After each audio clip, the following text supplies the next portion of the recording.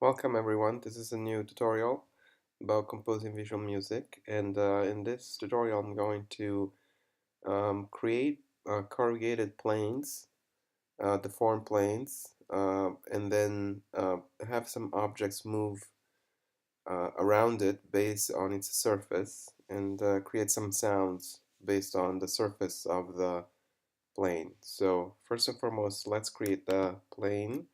I have a snippet that I created to do some vertex work. And inside the gen, I have a plane that I'm going to displace. To do the displacement, I'm going to use a BFG. If you don't know this object, I strongly encourage you to look into it. It's a great source for textures with visuals, but also could be musical. At this point, I can use this matrix as the matrix that I have here as storage for the BFG. So I don't want to recalculate the BFG noise at every render. I will output a new one only when I give a different parameter to it. Let's just give this the same dimension, XY dimension of the matrix, and then use this as a storage for my vertex displacement.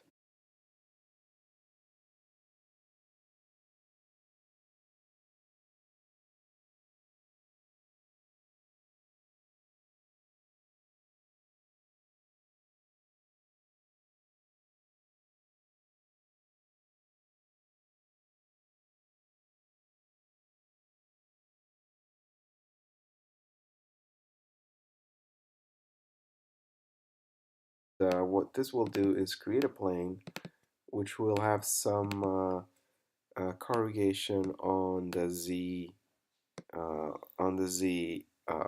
dimension. Well, let's see what this looks like first. Okay, there you go. So this is my plane. Right now it's going from 0 to 1 because I have the normalized coordinates. If I use the signed normalized coordinates, and this will just spread it out. What I want to do is add another parameter into gen, which is a rotation parameter. To do that, I can pass the vertex into a Q quaternion rotation object, and then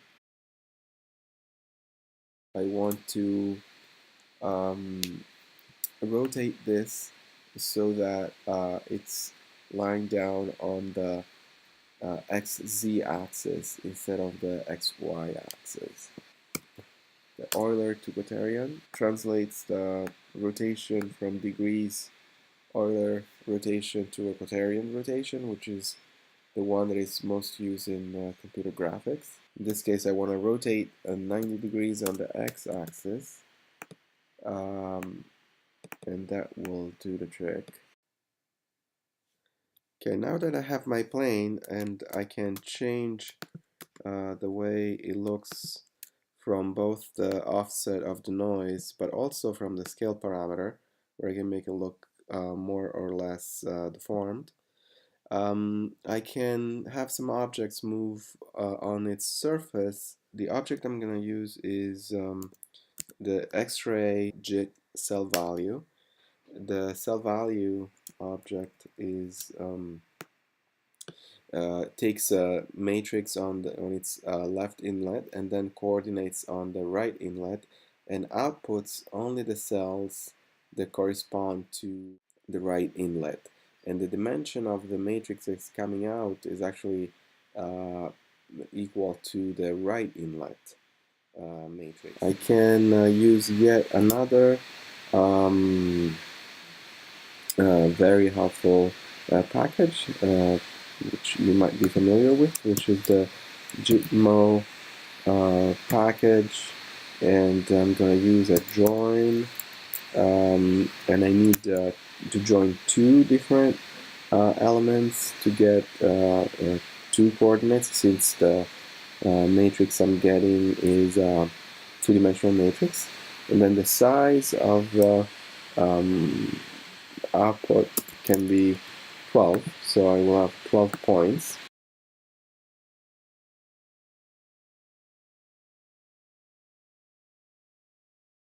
I can't just pass this into the cell value, so if I look at the output of this, of the jit.mo, I can see I have a two-plane matrix of size 12. And the values, as I expect it to be, are between -1 and 1, since these are two sine functions. To transform these into cell values coordinates, then I have to do a little operation.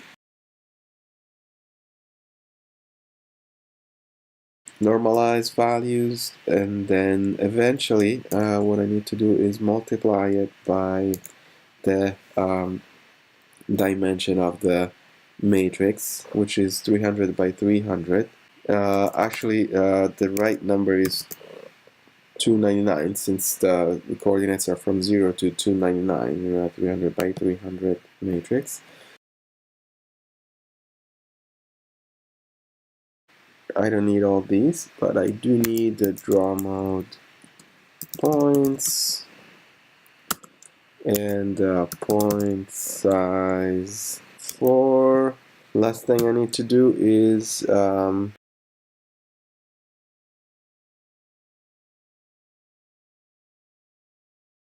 why? Because I want these points to be drawn on top of the plane, to move on top of the plane, and not in the plane. So they have to be offset by a little amount on the y-axis, so that they can move on top of it.